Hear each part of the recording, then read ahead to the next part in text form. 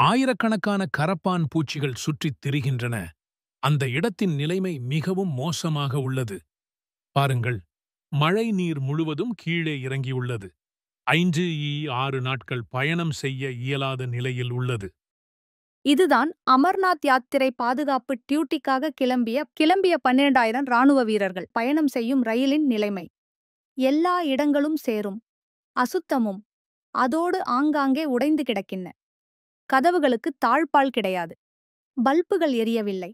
கதவுகள் இல்லாத கழிப்பறைகள். இருக்கைகளுக்கு குஷன்கள் இல்லை.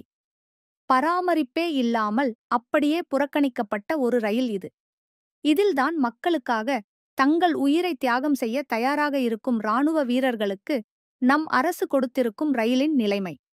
நம் சிப்பாய்கள் இவ்வளவு மோசமான நிலையில் உள்ள ரயிலில் பயணம் செய்யும் அதே நேரத்தில் பிரதமர் நரேந்திர மோடி 8,000 கோடி பிரைவேட் ஜெட், ஆடம்பர கார்களில் பயணம் செய்கிறார். நீங்களே கூறுங்கள், மோடியோ அல்லது அவரது அமைச்சர்களோ இதைப் போன்ற உடைந்து நொறுங்கும் நிலையில் உள்ள ஒரு ரயிலில் தங்கள் உயிரை பணயம் வைத்து பயணம் செய்வார்களா? யோசித்துப் பாருங்கள். இவர்கள்தான் தம் குடும்பம், வீடு, வாசல் அனைத்தையும் விட்டுவிட்டு இரவும் பகலும் நம் எல்லைகளில் நாம் பாதுகாப்பாக இருக்க காவல் புரிகிறார்கள்.